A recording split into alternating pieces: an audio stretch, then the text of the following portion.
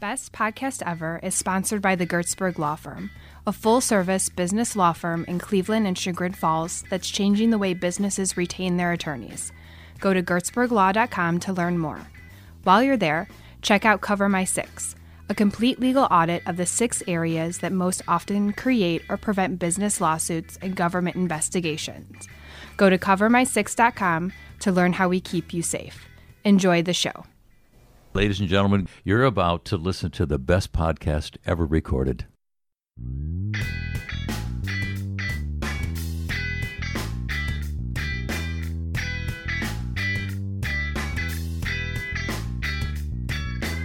But what's even more empowering is recognizing when someone has done something right. And that's part of that whole satisfaction thing. Yeah. You know, some people stay because they get paid a lot of money, but ultimately money doesn't keep your people. It's how they feel.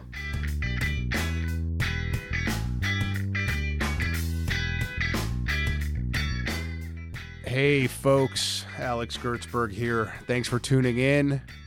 You're in for a treat. This is a really good interview I did with Mike Ferrante. Mike is a Century 21 realtor extraordinaire. And I'm not just throwing that phrase around lightly, realtor extraordinaire. I mean, this dude is a real superstar over there. He is the number 2 Century 21 realtor in the country in terms of top transactions. I don't know if I'm saying that correctly, but I think I am. And he's won all kinds of other awards too, including awards for online marketing and things like that. He's an overall good dude. If you go back a few episodes, I can't remember which one it was, so you'll just have to listen to all of them, where I talked about how Mike invited me to this dude's night out, and he organized this group of guys to go to Anthony's men's salon, followed by RG Foot Spa, followed by beers and dinner, and it was just this really great experience with a bunch of really good dudes, and yeah, so we did that, and then Mike and I kept talking, and then Mike asked me to join this discussion group that he formed also, where it's him and a group of business owners that are close friends of his. And I've gone to 2 of their meetings so far, and they're really cool, just great entrepreneurs. We talk about goal setting and about hacks and tips and tricks to help us break through complexities and ceilings and books we read and things like that. I've gotten a lot of mileage from just those 2 sessions that I've had with Mike's little mastermind group. And I actually met Mike a year ago, which led us down this road. Mike sold me the house that I live in, and we just got to talking and realized that we had a lot in common, and here we are probably a year and a half later, and here he is coming to you on this podcast. It is chock full of good information and hopefully entertaining conversation. Let's see. We talk about Mike's path to glory and his various awards. We talk about realtors and the stereotypes out there about them, some true, some not. Definitely some of the negative ones are true about some of them, which I'm sure you can say is true about every profession. But we do talk about ethics and the unethical realtors that certainly that I've known and worked with, and that some of you may have as well. Yeah, so it was a really good conversation. Of course, the lightning round, entertaining as always at the end. And I hope you enjoy it. I will say this, also unrelated to Mike.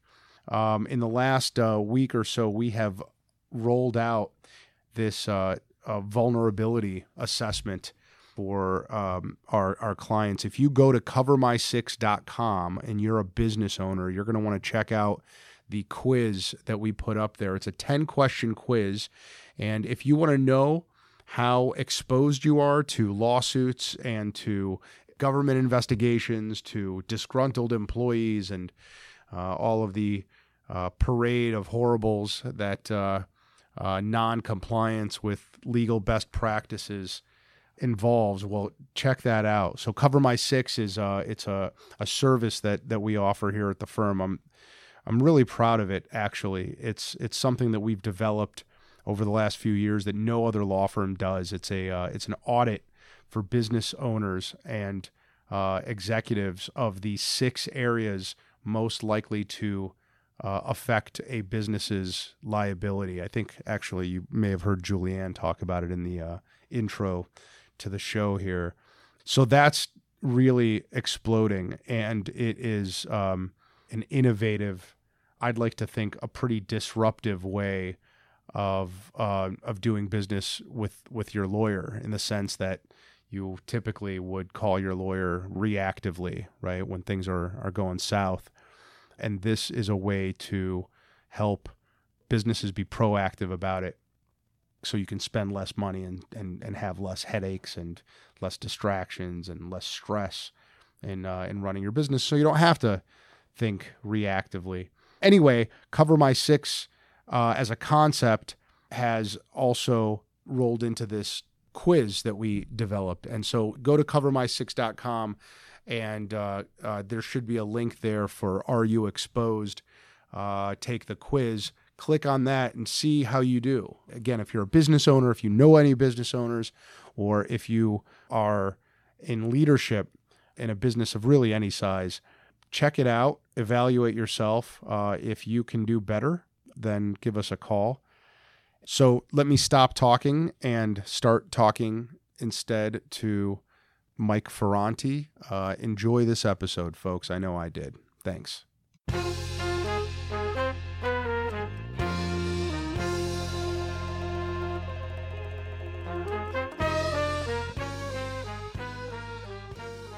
All right, Mike Ferrante, how are you?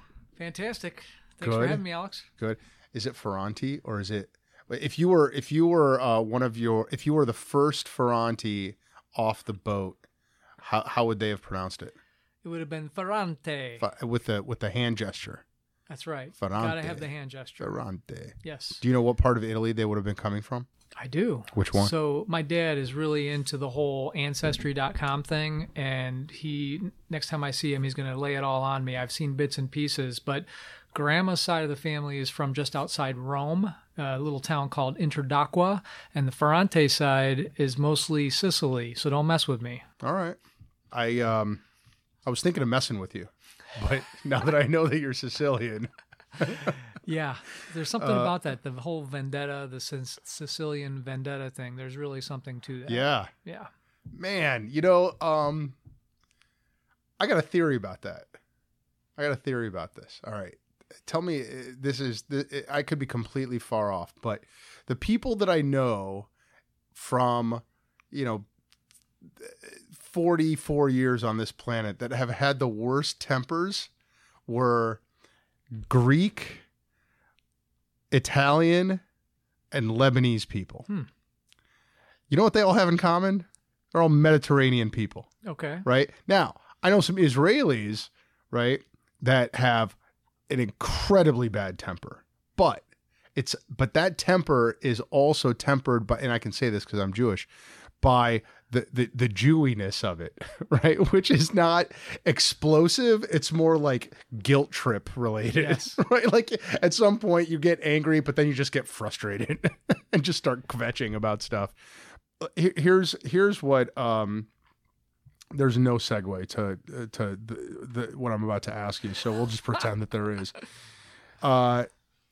You, Mike Ferrante, are or were consistently ranked among the top realtors in both local and national publications and organizations, right? Number 7 of all Century 21 agents in the nation for top transactions. That's right. Right. And as of last year, number 2. Number 2. Number 2. Yeah, you're looking at old numbers. That's, you know what? Our crack research department, who you just met a few minutes ago, Well, look, I mean, I will tell you, this is what's published out there on the internet. Ooh, so I need to look that up and get my team on it. Yeah. Well, here, but so number 2 out of all Century 21 agents, how many are there? Thousands? That's right. There are, last count, there were about 55,000 in the United States. And you're number 2? Yeah.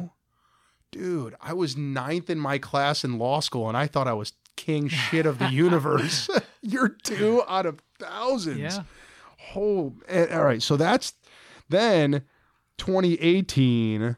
Cleveland Magazine says you were among the top real estate agents in all of Northeast Ohio, right? In the top 5% is what they said. I'm sure that's true if they said it. Yeah. And then here's one, PropertySpark.com. Oh, this is my favorite one. I'm so glad you found that. Top 15 Cleveland real estate agents. You're in the top 15 of all Cleveland real estate agents. For use of social media. Social media okay. That's what that means. Yeah. Okay. So that was, I didn't even know, like most of these things you're talking about other than Century 21, like I don't follow this stuff. I just do what I do. And then I find out about these awards or I get invited to stuff and I say, wow, that's really cool.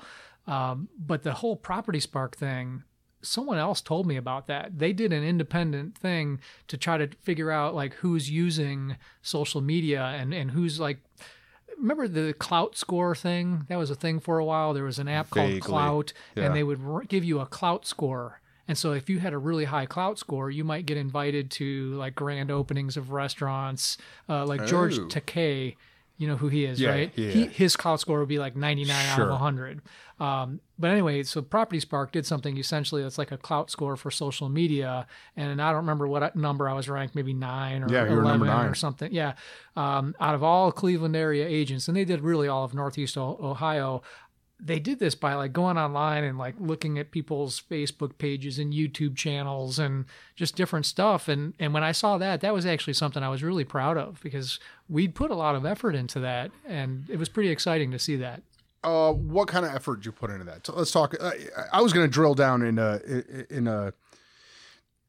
at a macro level of how you got to where you are, but let's talk about the social media thing first. What did you do and where did you end up in order for Property Spark to say that you have all this clout? So I don't know the intricate details of what they do, but I can tell you the main platforms they looked at were like LinkedIn, Facebook, YouTube, and somehow they did this somewhat scientific look at who was doing what and who had more views and likes and this and that. And so we really like Facebook, and let me just say this, if it weren't for being in business, I probably wouldn't even be on Facebook because it just seems like a giant time sucker. But to me, it's a business tool. And then admittedly, 9:00 at night, I'm winding down. I may get on Facebook and catch up with what my friend from high school is doing, or maybe even current events. If I want some fake news, what better place to go than Facebook, right? Yeah. But like everything else, and I'm sure we'll talk more about this, my team, are very systematic about everything that we do. So we have a certain number of times we post certain things on Facebook, for example. Some people might be in a Facebook group called Cleveland Homes for Sale and Rent. We created that group. So we recognized very early that Facebook, to use that example, was going to be an incredible tool both for being known in the market and for making contacts with people, because really that's what it's all about, right? So you created a Facebook group. That's right. How did you get people to join? You got to join the group, right? That's right. So yeah. How many members of that group are there? It's like 2,500 now. How do you get 2,500 Isn't people? it crazy? So one day, my listing coordinator, my marketing girl, Michelle, and I said, hey, this seems like a good idea. Let's create a group. Let's come up with a name that people are going to want to join. And so it was Cleveland Homes for Sale /Rent.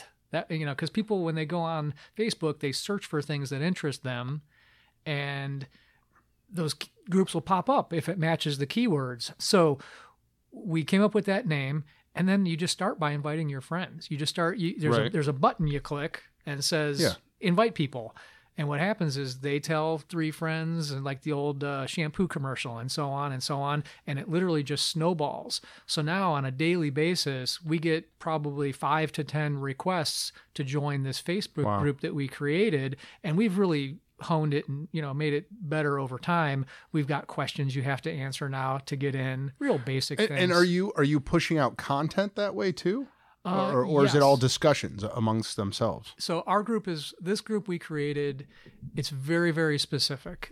So what happens whenever you have a group where there's lots of realtors or buyers and sellers of real estate, you get the vendors that all want to go in there and spam. Hey, right. I do landscaping. Call me. I plow snow. Call.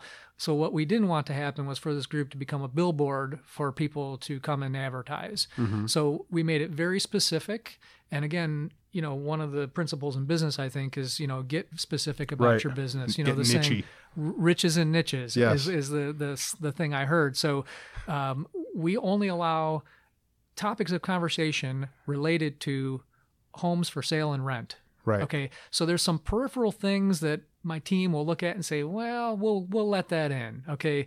It's like someone doing a class about how to repair your credit so that you can buy a house. They tie it into buying a house that way. Okay. We'll probably allow that. But if you come in and say, I'm a mortgage guy, I've got, great rates, call me, or I can do credit scores on. No, that's a solicitation. So anyway, we got really specific about it, and it just snowballed. Because I think we were so narrow in our focus, people will now go there, and even like renters, they'll say, I'm new to the area, I need a 3-bedroom for $800 a month or less. Anyone have anything? And to see all the activity, I feel like we've provided this service and a platform for people, another platform for people to go to that is free.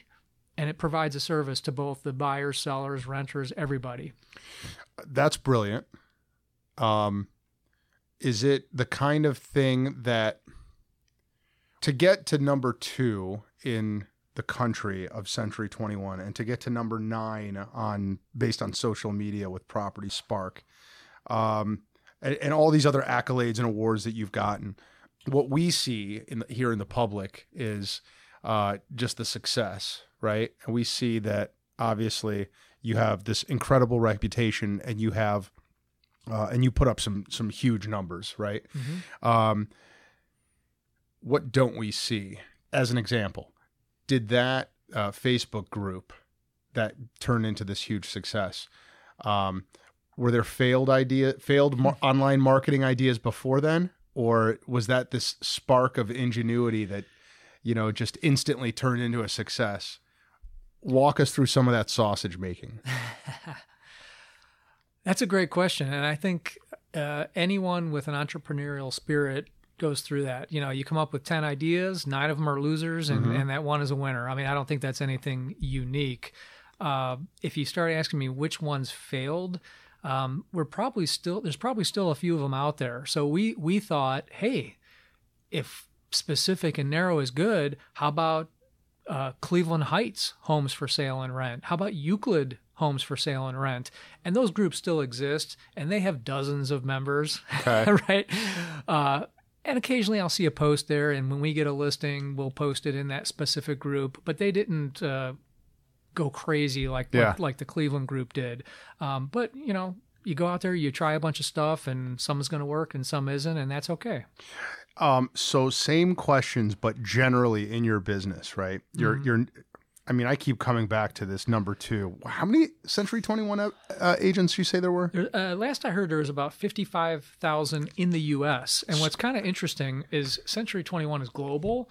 And so when they, companies talk about how many agents they have over the whole world, but tracking the numbers, for example, in China, like they don't report data the same way we do. So there might be 10,000 in China. There might be 40,000 in China. You don't really know. So 55 in the U.S. So that's crazy. Yeah. I mean, I have so many questions about that, but do you ever like wake up and go, holy crap, I can't believe I'm number 2 out of 55,000 in the U.S. This is too surreal. When's the rug getting pulled out? No, to be honest, I don't. What I wake up saying though is, damn it, I'm still number 2, not number 1. That's an astounding accomplishment. We're going to talk about the successes, but how about what has not worked along the way, and how did you? And what were the big ones? What were the big zeros that you came across along the way, and how did you deal with them? So I just had one recently, and you think as you go further into your business, you say, well, I've learned that lesson, I've learned this lesson, now I know what to do, right? I'm smarter now than I was a week ago, a year ago, 11 years ago than when I started, right? So recently I paid some big bucks to get on board with the number one real estate website in the world, which everyone knows is Zillow. You think real estate websites, it's Zillow. And so I thought, wow, my competitors are doing it. The number one Century 21 agent is doing it. Other companies are doing it. I said, there must be something to this. Completely the wrong line of thinking, because at the end of the day, I made a big investment, tens of thousands of dollars into Zillow, and it just wasn't a good fit for us. And I think, and that's one of the things I think about conversations and interviews like this, is that I hope that something I say, someone can relate to their business, because what works for me may not work for them. Yeah. But that said, the big mistake I made was looking at what other people were doing and saying, I need to be doing that if they're doing it, being a follower instead of an innovator, and really analyzing things from the way they work for me. Man, I did that same thing, and I spent for a year $4,500 a month on SEO optimization. This dude right down the street recommended them to me, and he was so successful in his business. And I still, ringing in my ears to this day are his words, that more than pays for itself. Right. I still remember him saying that. And I'm like, man, well, $4,500 a month. I mean, that's like what, 50? That's 50 grand a year. 50 grand a year.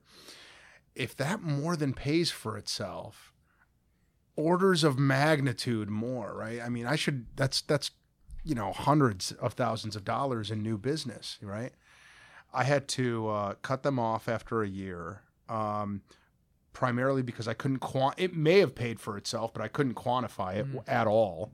And it didn't seem like it would have paid for itself in those orders of magnitude to make it worth my while. And then I was talking to a couple of lawyers who swear by this idea that SEO, online marketing, it may create occasional, it might make your phone ring occasionally, right? But at the end of the day, the real dollars, the real, the thing that makes your business worth anything is what it does inside and the referral business that comes out of it, right? Way more than, I don't know, has that been your experience at all? Well, absolutely. So our chief source of business is referrals, mainly past clients, referrals from past clients. And that took time to build. Right. You don't just become a new agent and suddenly get a ton of referrals. But the other source of a kind of a referral, and the way our country, our economy is going, where do you shop? I mean, I shop on Amazon. Right. So first thing you do when you go on Amazon, you're looking at products. What's the first thing you look at? Reviews. The reviews, of course. Yeah. So, that's another place that we've really focused our efforts in understanding that the way people shop is changing. So we put time and effort into making sure that on Zillow we look great. Nothing but 5-star reviews on Zillow. Now that you can take that backwards and say, well, how are you getting those 5-star reviews? It's not just because you're selling a lot of houses and asking people to do that for you. People don't write you a 5-star review unless they think you earned it. So we'll backpedal into that and talk about culture and how we do what we do, of course. But where I was going with this is that, the source of business, understanding that if it's not a referral, that someone's going on the internet and looking for something that they need. Yeah. And how can we look as good as possible there so that people call us? Yeah. To your point, about the whole SEO, I get it. And I always say realtors have to be the most solicited, sold to profession in the world. Now, you may argue attorneys, because you guys probably, you touch a lot of people as well, but we are sold to by mortgage companies, people wanting to make me number one on Google, probably like what you get. I mean, the list goes on of people that want to sell me something. And I think that some things work for some people. Like I have a buddy who's Hesh Sagafi. He's Liberty Home Mortgage. You know the guy. The guy's phenomenal. He's just a brilliant businessman. He's built this amazing business from nothing. And, occasionally I need him because he's got a real niche that he serves. And so one day I need to call him, and I'm driving down, I think I was on 480, and I look up and I see Hesh's face on a billboard, right? And so I call him up, and I ask him my question, and I said, I was going to call you later, but I saw your billboard, so I called you now because I'm on 480. Right. He answers my question, and I say, by the way, Hesh, you and maybe one or two other guys, there's one or two other realtors that are advertising on billboards. Like, what does that do for you? He's like, Mike, I can't tell you how many calls I get just like yours saying, I saw your billboard, I thought of you, I wanted to give you a call. Yeah. So he said he's part of a bigger package. So like if he just did billboards, it wouldn't do the trick, but he does a bunch of other stuff, but that's part of the package that works for him. Well, if you believe that, conclusion or statistic or idea that it takes 7 touch points with someone before they even think of buying from you, right? Driving past that billboard 7 times or more builds that familiarity for sure. But there's not, who's not calling him? Like the person who's thinking about buying a house who drives past that every day to and from work. I don't think that's enough. So you know who that's targeted. That billboard is targeted at me. Because I go to his classes, I do other stuff with him, and then that billboard is the kicker. That's the straw, I got to call. I've been meaning to call Hesh. There's his billboard again. Yeah. So to answer your question that you haven't asked yet, no, I'm not going to be buying any billboards anytime soon because it's not part of my package. Yeah. It's not what works for me. And boy, I mean, I can't remember the last time I met someone as driven and with as much energy as that dude's got. You don't just want him to calm down. It's like, dude, you're making me nervous. Well, except that there are a few people that I know, and so you introduced me to him as well as Laura Volpini, who is our CFO. Also, they're good friends. Oh, okay. And there are a handful of people who, after I interface with them, their energy is contagious on me. And I walk out of there and I've got 30 ideas that I'm recording because I'm in that flow, in that zone. And that's how I felt talking to him. It's like he just exudes this energy that sticks to you. And don't you think when you look at his office and see the guys and gals that are working, don't you feel like his energy leaks out to them too? I mean, that's what makes him a great leader. Yeah. All right, we got to stop talking to him, unless he's going to pay for airtime. No, but he is a good dude, and he's got a great business sense. And speaking of business sense, like that nice segue. Like that? That's much better than the whole thing from Sicily to that was garbage. There's no segue there. Business sense. All right. On your way. So how long have you been a realtor?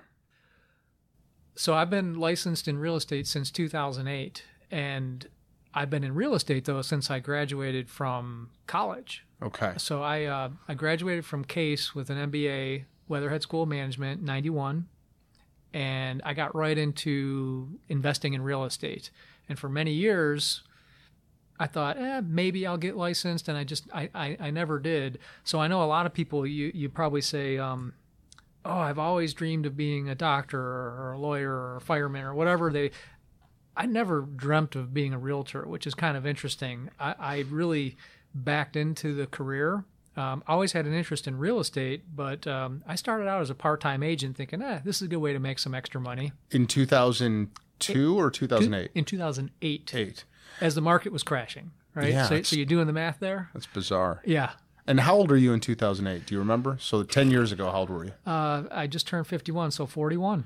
I have to tell you, the realtor industry, if it is called that, whatever it's called, the industry of realtors, more than any other industry, that one is the home of second acts in life, isn't it? It is. So many people I know have that same story. One of my high school math teachers retired. He's a realtor now. Yeah. Mm-hmm. What is it? What is the deal? So, much to my chagrin, we're in Chagrin Falls. I figured I worked that in somewhere. I planned that nice 3 weeks ago. There's a very low barrier to entry in our business. I always say that I look at my peers, so to speak, and it's just a very low barrier to entry. So you have to have graduated from high school. You have to have or a pulse. Equivalent. You have to have, and not be a felon, essentially. Mm-hmm. And you have to pass 2 pretty easy tests. And by pass, I mean 70%. That means you can get 30% of the questions wrong on these 2 tests, and bam, you're a realtor. Financial investment is only about $1,200 a year. Okay. So I am a proponent of making the barrier to entry higher, because I think that, and I'm going to get crucified by all the part-time agents out there who say, no, that's crazy. We need this job. I get it, but I just think that we're dealing with, the most valuable asset that most people have, both on the sale and listing side. So I don't know. But what is it about being a realtor that sparks imagination in people in their 40s and 50s and 60s enough to say, you know what? I know I was an engineer before. I know I was a dental hygienist before, but now I'm going to become a realtor. What is the connection? It seems easy. I've bought and sold houses. I can do that. And to answer that question further, think about when you turn on HGTV. What do you see? You see these shows where people will just watch people working with a realtor, buying, selling, flipping, rehabbing houses. It's just something that connects. I feel lucky because I'm in a business where several times a day someone will come up to me and say, "Hey, how's the market?" Does that happen to you? Do people come to you and say, "Hey, how's Judge so-and-so doing?" Right? Or what's the atmosphere like in the Cleveland real estate community? I mean, people will just ask me stuff about the market. Oh, I see I'll be wearing a Century 21 shirt, and they'll say, "Oh, you're a realtor. How's the market?" It's crazy. People just love it. They gravitate to it, and it seems natural. It's like painting. You could hire a professional painter, and you probably should, by the way. But I can paint. I got a bedroom to paint. I'll do it. It takes you 3 days. It's not as good. Yeah. But people just think it's easy. I can do it. There's a low barrier to entry. I could use the extra money. Yeah. I'm my own boss. I set my own hours. These are all the fallacies that I hear. I see people make these mistakes all the time. I can set my own hours. I'm my own boss. I'm going to get into real estate. I'm going to work 20 hours a week, and I'm going to make $250,000 a year. Not happening. There's definitely a confidence piece to it where, I mean, when you said I get to be my own boss, I'm sure that's part of it. But it would strike me as, it would seem like a lot of that, second act in life concept comes from people just believing that they're going to be a good realtor, presumably, and this is rank speculation, because like some people just think that they've got really good taste, right, in homes and home decorating, that they've got a really good eye for what will sell a house, that they've got really great interpersonal skills, even though they don't, right? But like it would seem like that combination of things, traits that would make someone confident about their ability professionally to do that is what drives a lot of people into that industry. And I think to expound on that, if I want to become a lawyer, I got to go to law school and pass a pretty damn hard test, right? Right. I think that the public perception of what we do as realtors is what? You schedule some appointments, you open some lock boxes, you say, look, pretty house. Or you put a sign in the yard, you put a house on the MLS, and it's done. You wait for the phone to ring. So I think the perception is that really our job's easy, that there isn't a whole lot to it. And certainly there are a lot of people doing it that probably take that approach that don't do a whole lot. But, to tie this back into the 5-star reviews is there's so much that we can do, just like any career. I mean, I don't care what you do. You can be really, really great at it, or you can just do the bare necessities to get by. Yeah. And I think the public perception is there really isn't anything special about who's doing a great job. The margin is like this. Well, here's why I agree with you, okay? And this is actually a part segue into how you and I met, right? So you and I met because you represented the seller when I was looking at the house that I'm living in now. That's right. And the reason you and I are friends today, now a year and a half later, right? Yeah. Is because we had a conversation that during that time where I didn't feel like you were being put, and I was unrepresented initially, right? Yeah. Mm-hmm. And I did not think that you were being pushy. It seemed like you were very knowledgeable, but without blowing smoke, right? You were very matter of fact, and every realtor that I had known, I shouldn't say every, but especially, I mean, I've represented, countless people on both sides of a purchase transaction. And we've gone after realtors who misrepresented things. There are so many realtors out there who just want to see a closing and who will throw their clients under the bus to get to that closing. And then there was that study. Did you ever, in Freakonomics? I love that series. Yeah. So the study was that. Oh yeah. So many realtors. That's right. Because they only get paid when there's a closing. Yep. Will beat down on their clients to accept a lower offer. And they compared it to, I don't know how they could do this, but somehow they took, okay, I'm a realtor, I'm selling your house, the percentage of value I get for you compared to me selling my own house. Remember? Yes, that was exactly. Study. So when it's mine, I fight tooth and nail to get the top dollar. Yes. But when I'm representing someone else, no, you should just take that. It's a good offer. That was essentially the gist. I have had that exact experience, right? Both when looking for a house to buy and when selling a house. I have definitely felt like my realtor was not representing my interests. You ever hear this one? This is a good one. Okay, hey, we're only $10,000 apart, Mr. Buyer.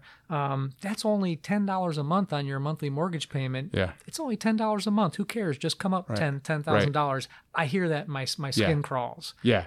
Market value is market value. It doesn't matter if it's $10 or $100 more a month, right? So that to me is one reason why you ought to have higher standards in who gets to become a realtor, because they can do real damage. Yeah. Right? Well, yeah, they were. I mean, not that I'm blaming realtors for the crash in 2008, but certainly they had a part. Yeah. I mean, they had a part in it. Yeah. People should have been. You're pre-approved for 150, but you're telling me you're comfortable with 100. Well, it's okay. Your bank says you can spend up to 150. That's really we're advisors. Yeah. We need to be helping people understand it. Well, and by the way, I think that there are I think the barriers to entry to become a lawyer are still too low for very similar reasons, because you have a vulnerable person's ear and they are listening to you and they are relying on you, and you better be right. And if you aren't certain, then you better give them a whole lot of disclaimers about why you're not certain. Yeah. And I think both our fields have, these are self-employed people with many times big egos. It's hard sometimes for someone with a big ego to say, I don't know, I'm not sure, let's get a second opinion. Yeah. And I think that's so critical. So not only do people smell bullshit when they hear it, that's why it doesn't pay to try to blow smoke like you said earlier, but also I think it's a big mistake to talk about things that you really don't know. I don't know, let me research that for you is an acceptable answer, right? Yeah.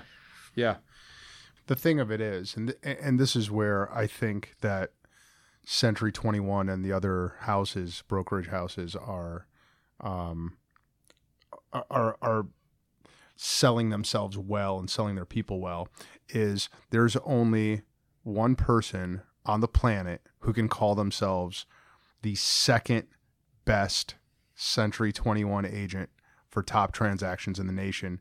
And that's a data point that is really meaningful, right? Yeah. I mean, those numbers, you don't get to call yourself that, out of 55,000 agents, unless you know your shit. And that's the kind of person that I want selling my house. Yeah. And I certainly am very proud of that. And, there's a convention every year, and Century 21 pays for me to go there. I buy my own plane ticket, and pretty much everything else is paid for. And so that's all really cool stuff. But I gotta be perfectly honest with you. When I think about that as an accolade, it has value. But on the other hand, if I was this guy, or I met someone who sold 10 houses a year, but did a really great job at it and said, you know what, I don't need a team. I don't need to sell 340 some houses. I think there's value in that too. And frankly, that's one of my toughest competitors. So when I meet someone and they say, hey, I want to sell my house in, I don't know, let's pick a random neighborhood like Bainbrook. That is where I used to live. Right. Yes. So, and then you meet a guy like my buddy Steve who lives in Bainbrook, and he's a Keller agent, and he knows that neighborhood backwards and forwards, and he's a really great agent. He doesn't sell 342 houses a year, but you know what? If you went with him, you'd be in really good hands because he's a good agent. So, I mean, on one hand, I want to say thanks for calling that out, and I'm proud of it. But on the other hand, in and of itself, the ranking, I don't think means that much. You know what I'm saying? Now, it enables me to do some things that Steve can't. I've got staff in place, I've got systems, and I pay for online systems that make me do a better job, I think, in certain ways. But in and of itself, I don't think it's a qualification, to be honest. By the way, you have ranked in the top 10 for the entire U.S. For 4 years in a row. I don't know if you knew that. I'm sure you did. Yeah, it's at least, Actually, it'd be 5 years in a row because Nellie's research still has you at number 7. Yeah. Did you go presumably you went from number 7 to number 2 without skipping a year, or maybe I'm wrong. I may have been number 6 for a year, but I leapt from number 8 to number 7 to number 2, just like that. So, but it's, that's consistency. That speaks to consistency. Yeah. And it's doing the right things over and over again. So then let's talk about that, right? Let's talk about systems. So you obviously have a good marketing system, right? It's working. You may have overpaid for it at some points in your, right? But it's working. Your phone is ringing. Your referrals are referring. And so business in the door, knock on wood, is not a problem today. That's right. What systems do you put in place for making sure that the customer gets really quality customer service? Because that, to me, is what's going to get that referral business in the door, right? Right. And the 5-star reviews. Correct. People, if I love me some restaurant analogies, right? So I always say, if you go to a restaurant and you get exactly what you paid for and it's above average or average, you don't go and tell anyone about that. Like, I'm not going to say, hey, Alex, I had this really average meal I want to tell you about, right? But if I go somewhere and have a crazy good meal, or maybe I go somewhere and get like a great massage with a vibrating thing on your face, like you tell people about that, right? So you tell them when they exceed your expectations, and you tell them when they suck. That's right. You definitely spread that around. Hell yeah. But you're right. You're not talking about mediocre service. Right. So to your point, there was a great visual that the Century 21 president did a couple of years ago, and it pertained to the whole real estate transaction and how realtors are becoming obsolete. They don't need us anymore. They got Zillow. They got this. You can even make offers online now. There's this thing called iBuyers, where I can go online, make an offer on a property, just looking at the pictures if I want to. Mainly investors and speculators doing that. But anyway, he did this demonstration where he said, they don't need you anymore, or do they? So you're under contract. What happens next? And he had them shut off the lights in the whole room. And there's 3,000-4,000 people in this giant auditorium, and it was pitch black, and like you couldn't even see the person next to you. That's how dark it was. I could barely see my wife, who was sitting next to me. And he kept the lights off for like 5-6 seconds, which felt like an eternity. And you're sitting there in the dark, and everyone's like, what's going on? What's he doing? And then he turns the lights back on. He said, that's how your clients feel when you don't talk to them. Because they think they know what's happening. They've been on Zillow. I know everything. I've been on Zillow. I know what my home is worth, but they really don't. They got the beginnings, but they need us for the rest of the transaction. So it's all about, to me, and the systems we have, it's all about communication. I mean, it's the number one thing that we do. The biggest complaint I hear when I take over for someone else is, I never heard from my agent. They listed my house. I never heard from them until 30 days later. Hey, it's time to lower the price. Well, you feel like, what the shit? What have you done for the last 30 days? You're calling me 30 days later and saying it's time to lower the price? maybe they're right. Yeah. But you as a client feel betrayed, right? Dude, you just described almost every realtor I've ever used. Yeah, it sucks, and so your systems for quality customer service often revolve around communication. It's 99% communication. I'm telling you, it's people, it's systems. Some of it's automated. You know, there's these reports that we send that come right from Century 21 that say how many times your property has been viewed, how many leads have come from that, and that's really cool data. But then someone needs to interpret that too. So it doesn't really mean a whole lot if I just see numbers on paper and I don't really understand what they mean. And that's why we're talking to our clients at least once a week when we're selling a property, to use that as an example.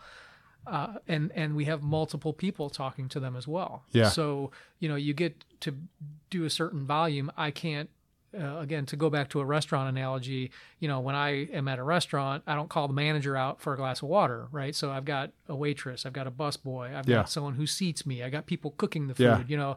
So I have the different people doing the jobs, and depending on what part of the communication it is, there might be someone else communicating with the client. But what I have found, rather than feeling like they're lost in the shuffle, they feel like, wow, I've got all these people bending over backward for me.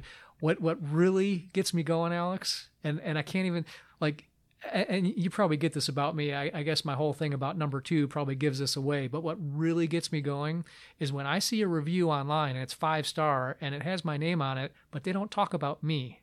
They talk about one of my teammates in the review. David was awesome. You know, and I'm like, yes, you know, partially because David is awesome, but partially because I demand that of him. You know, to be on my team, you're going to be awesome. When they talk about one of my admins, dude, I lose it. Like I'm sharing that with everybody on the team. Like, look, this client said Liz is awesome. You know, the communication was amazing. And I'm like, she's an admin, you know, and she's a freaking rock star admin. But when I see her name in a review, I lose my shit, man. I'm just like so beside myself. All right, we're gonna take a break and we're gonna pick up right there. Successes and failures in leadership, right? You are a leader of men and women who you have grown into this great organization and who rely on you. And when we come back from this break, we're going to talk about your leadership style and how you got to where you are and what you've screwed up along the way.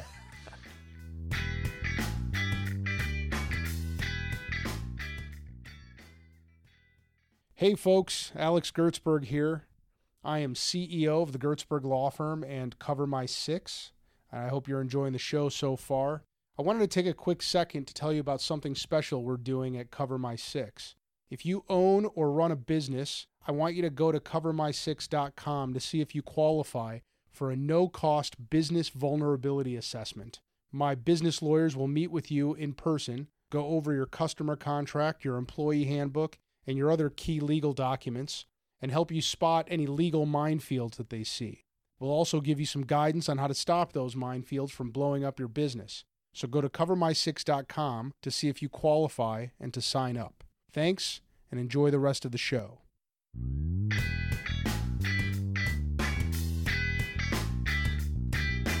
We are back.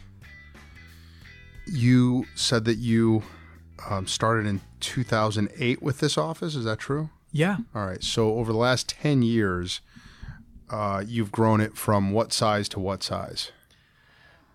So I mentioned earlier, I started as a part-time agent.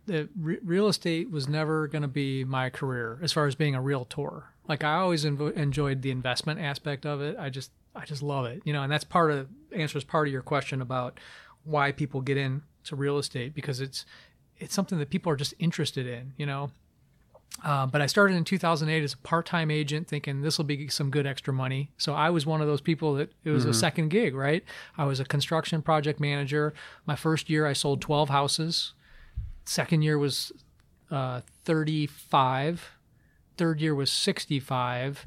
And that's when I got real close to matching my income at the job that I no longer liked as much. And I said, it's time to pull the trigger. And my wife encouraged me to quit my job. And I went in with both feet full time into real estate. think back on the last 10 years and talk about the time or times that you think you got it, right? That you think this is what leading an organization is about, and this is what I'm about as a leader. Can you remember a moment like that in the last 10 years? Oh, dozens. Yeah. I mean, it's great. It's such what stands out? It's such a rewarding feeling, right? Yeah. And I know you're a leader too, so I know like you have these moments where you say, I got it right. You know, someone's smiling or someone is succeeding. You know, it's like the old Warren Buffett quote. He says, they ask him, how did you become a billionaire? And his answer, of course, is by making a lot of people millionaires. You know, so we become successful by making other people successful. I think there's other leaders. You know, you wanted to talk about leadership style. I think there's other leaders that rise to the top by stepping on other people. They push themselves up by pushing other people down, and that may be successful. I will never know because that's not my style. Right. I would rather take a punch in the gut, you know, and fail a little bit before I step on someone else to get there. I find it more satisfying to lead the way I lead. Yeah. And, you know, like we mentioned earlier, like when I see Liz getting a review, that really gets me jazzed. When I have a teammate like Erica sell 66 houses last year, you know, within the team, her best year ever. And when she joined me, she was a part-time agent selling 2 houses a year. Last year she sold 66. I mean, that's just unheard of, that kind of growth for an average agent. You know, taking admin staff and making them really take pride in their work and do a good job because they want to. One of the things I love talking about, I think I mentioned it to you, was our VA. You know, I think I told you virtual assistant. Yeah, you know, straight out of Tim Ferriss, right? So I always thought, oh, what am I going to use a VA for? I'm just a realtor, right? She's part of our team. And that was the interview they did with me. It focused largely around that. You know, her name's Ronnie. Did you have a question on that? What company is she with? So it's called realestateassistance.com or something like that. They're all their VAs, niche. Right? You know, so all their VAs are focused on the real estate business. And so she's in India. Her name's Ronnie, and she's freaking awesome. But they were asking her, you know, the owner of the company, Martin, I think his name is, he was asking her, hey, you know, we're going to do an interview with Mike Ferrante. What should we ask him? And she just started gushing, you know, like, oh, I feel like such a part of the team. I love working for them. And, you know, I'm hearing this and I'm kind of scratching my head saying, really? You know, like we give her all our garbage work, right? I mean, what are you going to give to a VA? It's not going to be high level, really like motivating or emotional work. It's, hey, we got this data, punch it in a spreadsheet, or, you know, here's some pictures, save them to Dropbox for me. I mean, that's the typical task I give her. So you mentioned an important quality that the two of them actually. One is helping them make money, and 2 is helping them feel like they're part of a team. Yep. Can you think of a quality that you have acquired over the last 10 years that your team members, if they were sitting here right now, would say would be the one that the most of them would say at the same time? That was an inartfully articulated question. What is the trait that most of your team members would say you've got that makes you a good leader? Better articulated. That's a great question, and I think a lot of them would have different answers. You know, so I think you're thinking they're all going to sit here and all say passion or all say consideration or I think each one of them finds something a little different, but you know, certainly passion would be at the top of the list. You know, when we talk about, you know, the demand for excellence, that's something that's non-negotiable on the team. You know, you will not do a bad job if you want to stay on the team, and the teammates, they stay with me. You know, they're very loyal because they get value from being with me, and they wouldn't dare do a bad job. So I think the passion about this excellence that we have, that's probably at the top of the list. But I think that, again, talking about like big ego, you know, I don't want to say I have no ego because, you know, I like to see my name in lights. I love to go to the conference every year and, you know, see my name in that top 10. So there's some of that, but I think the fact that I love to share the spotlight and I love telling people what a great job they're doing instead of saying what a great job. See, aren't you glad I helped you? You know, it's never like that. I'm just not wired that way. You know, so it's interesting because we've touched on a couple of areas that are present in the success of a relationship with your customers and also then with your employees, and both of them are emotional, in the sense that we've talked about how you make your customers feel when you communicate well. We've talked about how you make your employees feel when they're members of a team. I talk to my people constantly about the idea that all transactions are emotional. There is an element, people who say be unemotional, right? In your world, they say be unemotional about the house that you're trying to sell or buy, sure. right? The decision to work with somebody is an emotional decision. It is. Whether you want to be unemotional about buying a house or not, there are emotions at play. They are there, and you are either emotionally intelligent and mindful and recognizing that they're there, or you're not, but they are there. And so let me ask you this. Have your employees ever seen Mike Ferrante lose his temper? Michelle, who's been with me the longest, has seen me frustrated, but as far as like flat out losing my temper, no. Have your employees ever seen you lose your patience? Yeah. Yeah. Yeah. So, you know, it's funny. I forget what book I was reading, but, you know, one of the things they talk about is that that's a common characteristic of leaders, you know, lack of patience. And it's something I'm conscious of and I work on. But yeah, it comes through. Is there something that you tend to lose your patience over more than other things?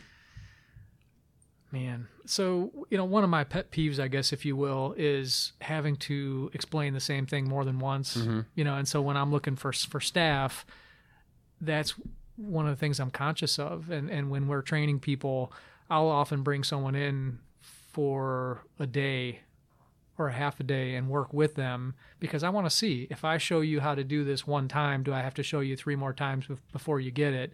That's one of the things that kind of makes me lose my mind. The other thing that makes me lose patience is lack of accountability, like self-accountability. I hate excuse makers. So I would rather just have someone tell me, look, I missed that. I screwed that up. Here's how I'm going to fix it. But when I hear about all the reasons why it's not my fault, don't blame me for this, it drives me batty. So, and then conversely, on the positive side, how have you institutionalized positive feelings, positive emotions with your employees and with your customers, other than in the ways that we've already talked about? So like communicating and one of my favorites is for the staff especially or agents is, and again, I can't remember, I can never quote the book, but I always remember these little nuggets. Catch people doing something right. Yeah. Right? Have you heard that? Yeah. I love that, you know, because we're all very quick to criticize. We're quick to point out a mistake and say, oh, you did this wrong. Let me help you do it right next time. Yeah. And we think, how helpful I'm being, right? But what's even more empowering is recognizing when someone has done something right. And that's part of that whole satisfaction thing. Yeah. You know, some people stay because they get paid a lot of money, but ultimately money doesn't keep your people. It's how they feel. Right. You know, they just surveyed realtors. You know, one of the things that brokers do is they recruit agents. So, and our broker's one of the best in the business. He's got 400 agents at his brokerage now. But they surveyed agents to find out a year later, hey, a year ago you left this brokerage. Why did you leave? And most people assume it's because of money. In our business, they call it splits. My broker takes half my commission. My broker takes a third of my, you know, whatever it is. Most people assume that it's because they found a better deal somewhere else. Across the board, most agents left because they didn't like their relationship with the people they worked for. It was emotional. Yeah. Yeah. There's a great saying, which I'm going to butcher, but it's something like, your people will forget a lot about you, but they will never forget how you made them feel. Right? It's something like they'll forget what you told them. They'll forget what you looked like, but they'll never forget how you made them feel on that particular day or whatever. You know, there's a lady who was a friend of mine. I unfortunately she passed before I got to know her really, really well, but I'd meet her for lunch. She was sort of part of the family. And at her funeral, one of the things that someone said about her, and I aspire to this, by the way. The reason I'm telling you this, there is a point to this. One of the things they said about her was that, I'm going to tear up saying this, I swear to God. Her name was Lee, and one of the things they said about her was that she had a way of making you feel like you were the only person in the room. You know, and she did. I mean, like when she talked to you, the way she looked at you, she looked in your eyes, and she was always so interested and engaged with. She wanted to know more about you. Tell me more. You know. Yeah. She was just a really special person, and I'm not there yet, but you know, I aspire to be more like Lee. Can you think of a significant leadership fail that you experienced? And by the way, failure, in my mind, is such a nebulous term. I welcome it. I think you do too. You don't get to success without all those failures. So define failure any way you want, but can you think of a major one that still stands out in your mind? Yeah, so you warned me this was coming, so I did think about this, and I have a great answer. But I'm going to reference another book that we're both reading right now, the Tools of Titans book, and I forget which guy said it, but I had to reread the section where he talks about, you know, failure's overrated, essentially, that failure's still failure, and I don't think that it's a good thing necessarily. Now, you know, the general consensus is that if you're not out there failing, then you're not trying, and you got to fail 9 times to have that 10th success. I lean more that way. Yeah. But when I read that, it really made me think, you know, maybe failure shouldn't be such a easy option, you know, and that's, you know, like my whole Zillow story earlier. Like I should have really looked at that and said, no, I'm not willing to fail on this. I should have said no to that. So it's made me realize more the power of no, you know, which is another chapter in the book or another section of the book.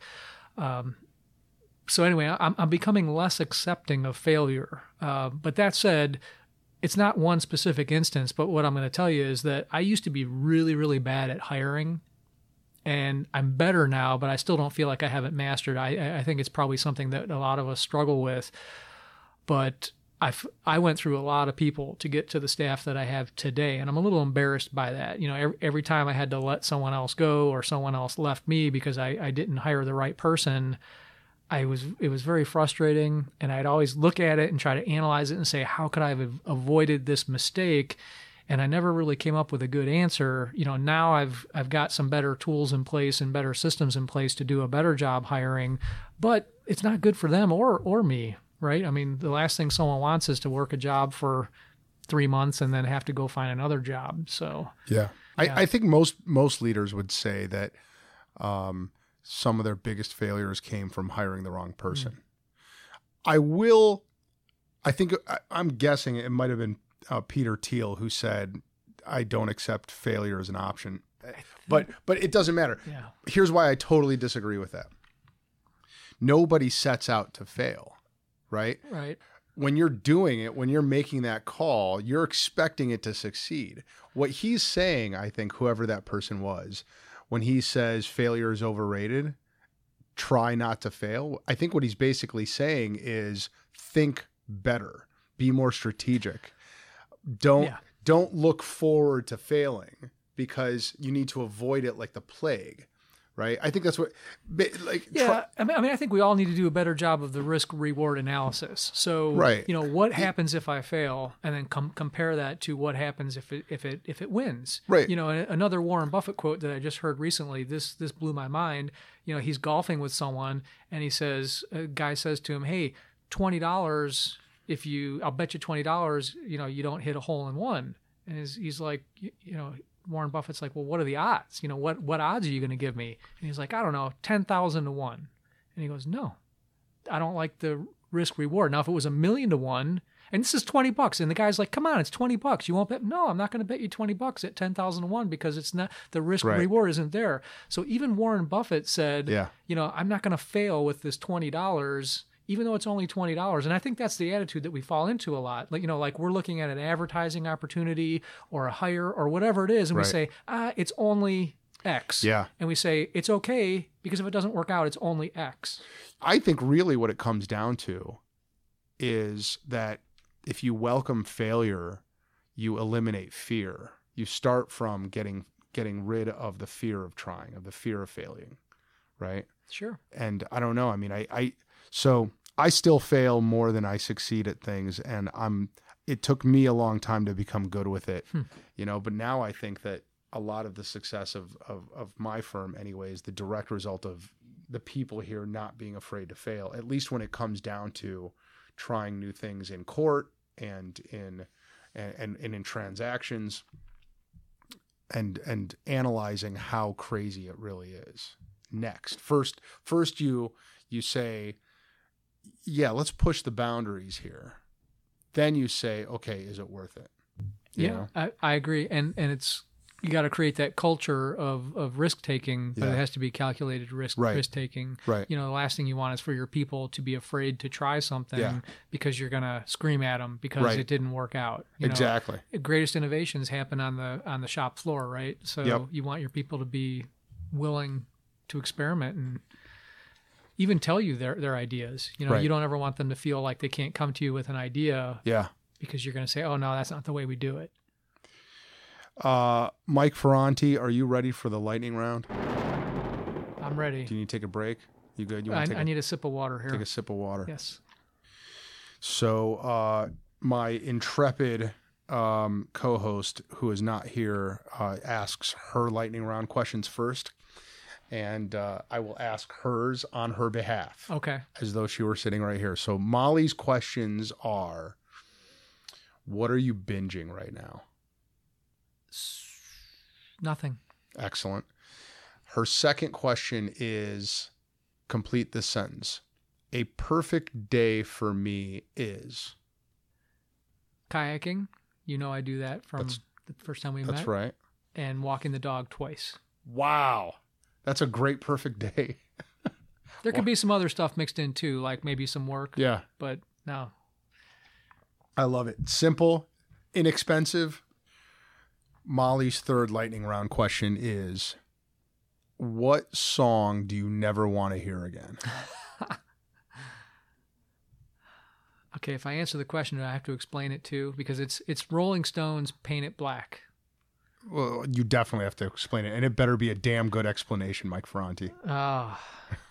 So I used to be a painting contractor. It's something not a lot of people know, and that's I know the song's not really about painting, but I never liked the song. And then whenever at the time, I really hated what I was doing. And so whenever I heard the song, I'm like, paint it. I don't want to paint anything. So not only was I not a big Stones fan, which I know I'm probably going to get flack for that, I hated that song, and it was about painting. I'm like, that song's dead to me. Mike, Paint It Black. Most of the time when Molly asks that question, I'm like, please don't let me know what song they're about to sing, because it's going to be an earworm in my head, and I'm going to say, but that's a great tune. I did that for you. Thank you. If I weren't one of the best realtors on the planet, I would be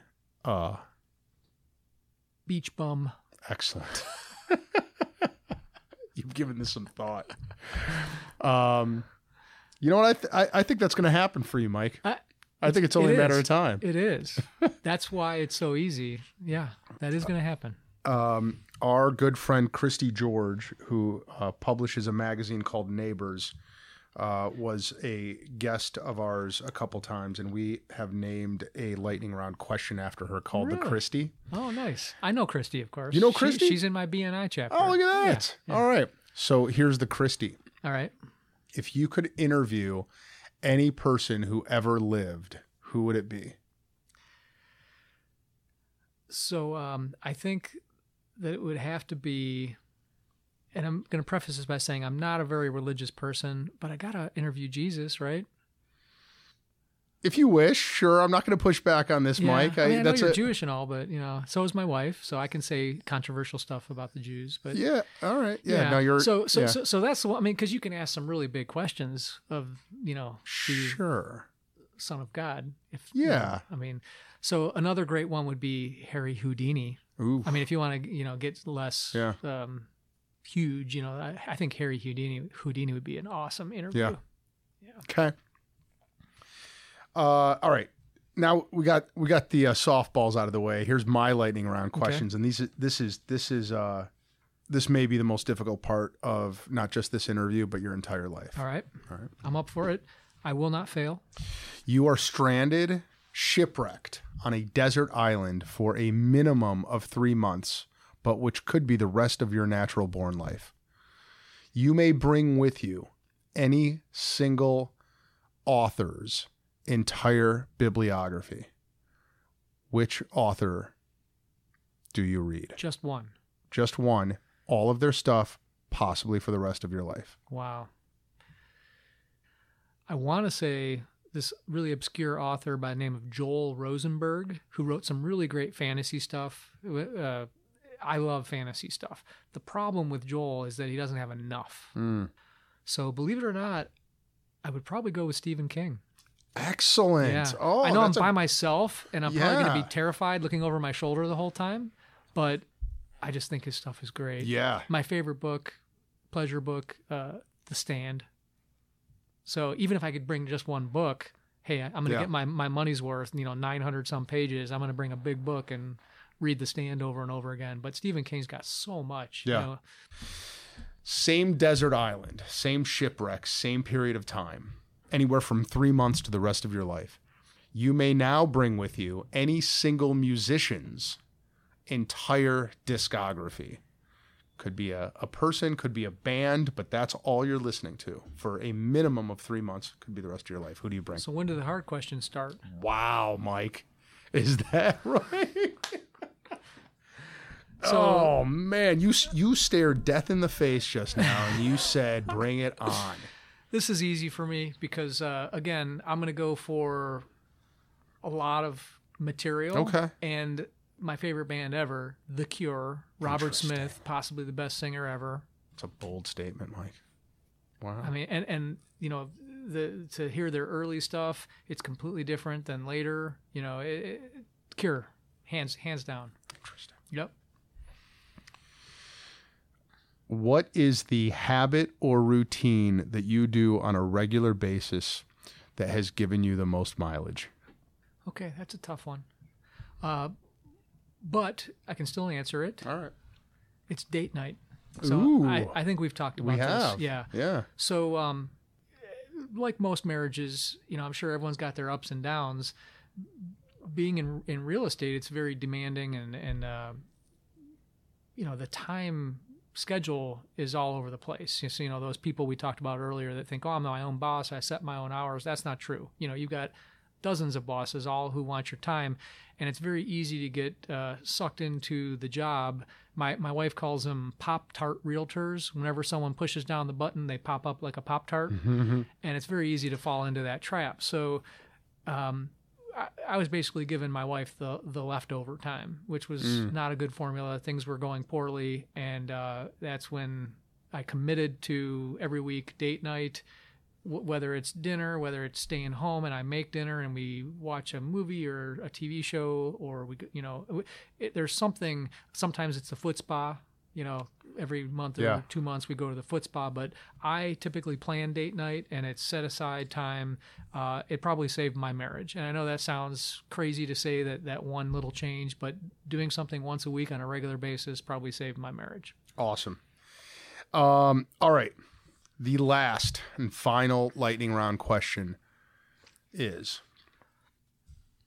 what is an embarrassing thing about yourself that very few people know, and for extra credit, that nobody else knows?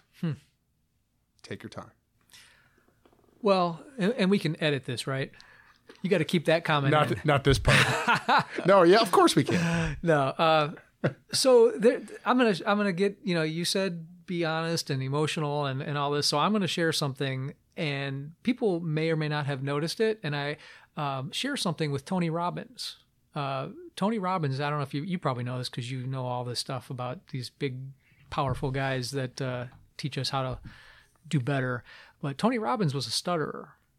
Did you know that about him? I did not know that. Yeah. Yeah. He was like almost paralytic stutterer, really hard time. So now that I'm talking about it, I'm probably going to start doing it. But I have had not like incapacitating, but over the years, I've worked on it, and I have to slow myself down. I've done all the exercises, and so stuttering is something. Now, when you hear me talk, you think I'm just gathering my thoughts, kind of like you do. I've noticed that you do it too, and I still make it seem like I'm just gathering my thoughts or maybe tripping over a word here and there. Bo Jackson, another famous stutterer. See, I just did it. S's are hard for me sometimes, but it's something that I'm conscious of. I'm self-conscious of it, and when I do it, I feel, I don't know, it's this weird feeling like nothing else in the world can really make me feel self-conscious. Like I pretty much could wear a crazy outfit. I'll get dressed up for events, and I'll look at me. I'm the crazy guy. If you don't like my haircut, whatever. But that one thing makes me self-conscious. Were you? Let's assume that this is no longer stuttering, because I couldn't. If you stuttered at all during this conversation, I worked on it. Yeah. So how long were you a bad stutterer before you got a hold of it? Yeah. So all through school, which, as you can imagine, At Kenston. Yeah, even through high school, but as elementary, junior high, that's when it was worse because kids are cruel, right? So Did you get made fun of? yeah. I mean, not on a constant basis, but there would be times when I would and the more nervous I get, the worse it would get. So that's when people would like mock me. That's what kids do, right? So like I would stutter. Yeah. I'm not going to do it on purpose because I'm not going to fall into that. But they would mock me, and say, like, imitate what I just did. And I'm like, oh, man, dude, I can't help it, but they don't care. What did you do to fix it?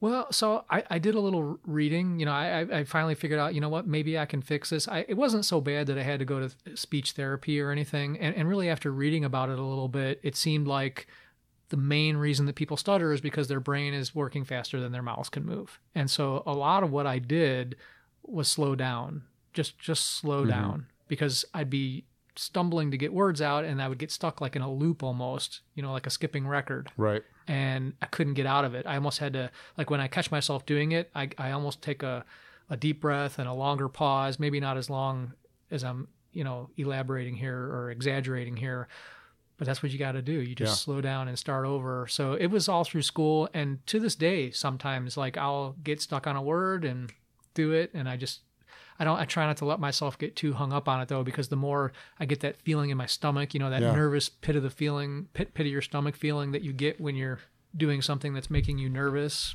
Did it affect your self-esteem? Oh, absolutely. Can you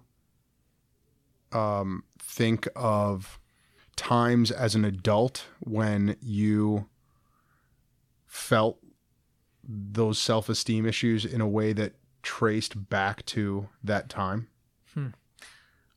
Well, so now I don't want to say I've conquered it, because it's an ongoing battle. I would imagine it's not the same gravity as, say, something like alcoholism or something, but it's a constant battle. And when I do it now, I don't have the same pit of my stomach feeling like I used to have when I was a kid. So for me, I was a really good student. So I'll give you an example. I would want to raise my hand and answer a question in class, but I was afraid, because what if I stutter?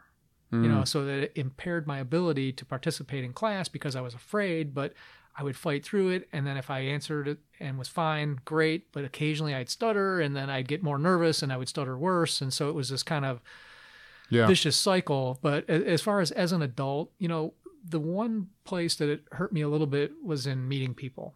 Think about it. Like, if I'm talking to you and I stutter, you're not going to make fun of me, obviously. I mean, maybe now you will, that I'll make fun of you for different reasons entirely. Well, okay.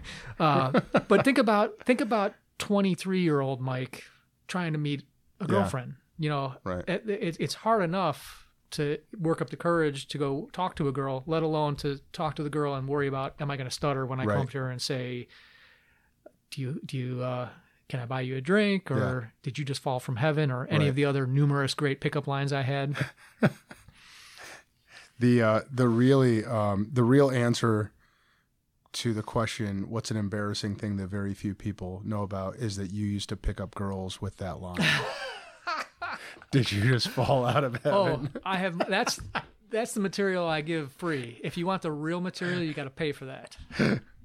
Oh my goodness! All right, kids. Well, you asked a second question, and you're going to hate my answer. You said, what's something that nobody... Oh, for extra credit that nobody knows? That nobody knows. Not a lot of people go here, Mike. Right. But here's the problem, is that there really isn't anything. I've not everyone knows everything, but the people that are close to me, I can't think of anything that my wife doesn't know about me. I think of stupid, silly things like... even that thing I just thought of. I'm sitting here saying, well, does anyone know that? Every single thing I think of, I've shared with someone who's close to me. So there was the one time I got arrested. People know about that. What'd you get? It was stupid. High school, we were trying to steal one of those blinking lights. I thought it would be cool. Yeah. It was all my idea. Our parents had to come pick us up. Yeah, most people, I'm trying to think of a time when anyone has actually answered that question because, you share it, right? If it's, or it's not interesting enough to share, and so who cares? And why would you, right? Yeah, then it's not really a secret, It's just a fact, but not really that interesting. So, maybe you need to come up with a different extra credit question. No, I'm holding out. I think somebody one day there's something that we are going to draw out of somebody, out of the deep recesses of their subconscious and their history that no one knows. Well, I'll get back to you if I think of something. Yeah. All right. Fair enough. It's a good question though. It's a valid question. I like it. This has been I formally declare this podcast episode an official success, Mike. All right. This was good awesome. To know. That's excellent to know. Yeah, this went well. Is there anything that you're working on or that you're doing or that your team is doing that you want to put out into the universe? There is. And I think you already knew the answer to that was yes, didn't you? Maybe. From your crack research staff and the questionnaire I answered? Possibly. So, no, actually there is. And, I know when people go on talk shows, they're usually there to promote a book or a movie or something. And I'm going to be in a feature film. No, I'm just kidding. Oh, my goodness. Our crack research department missed that. They missed that right now.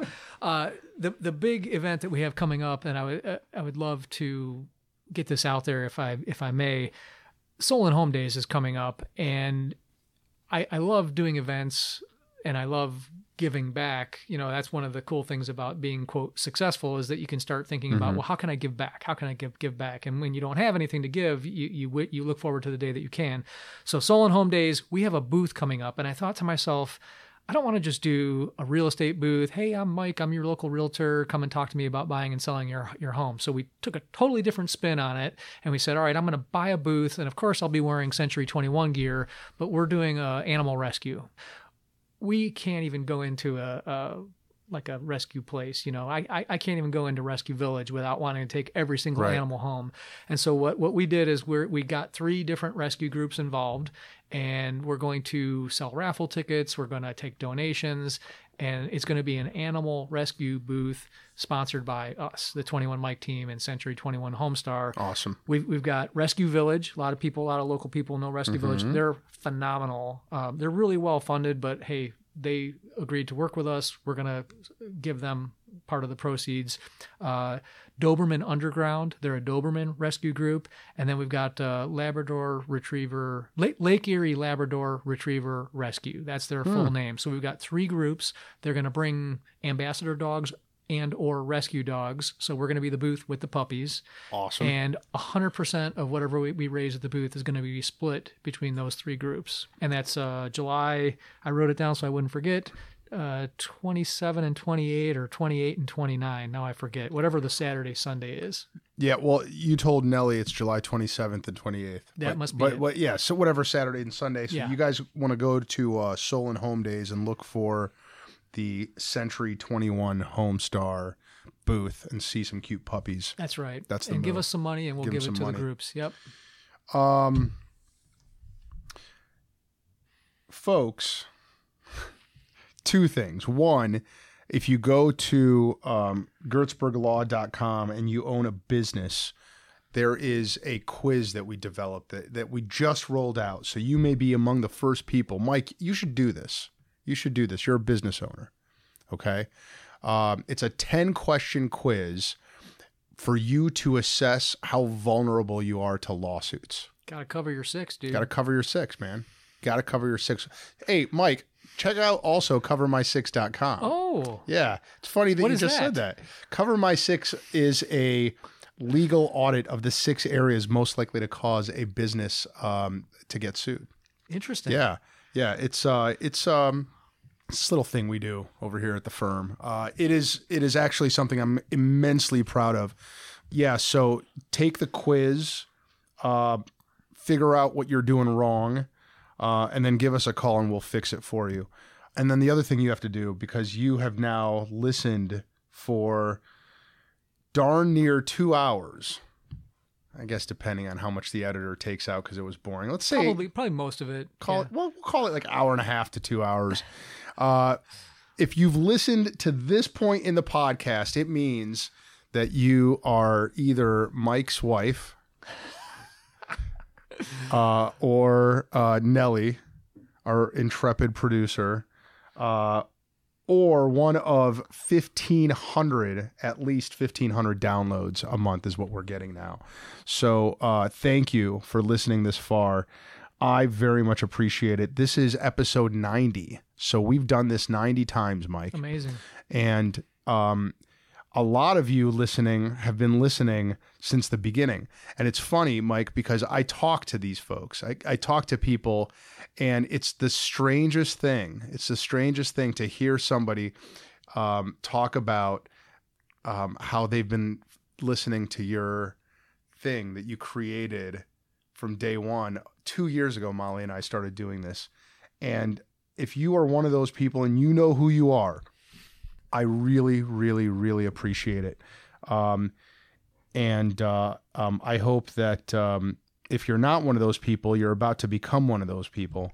And regardless of which of those categories you're in, I thank you for listening this far. I hope you will tell us what we're doing well and what we're doing poorly so that we can keep doing this but improving.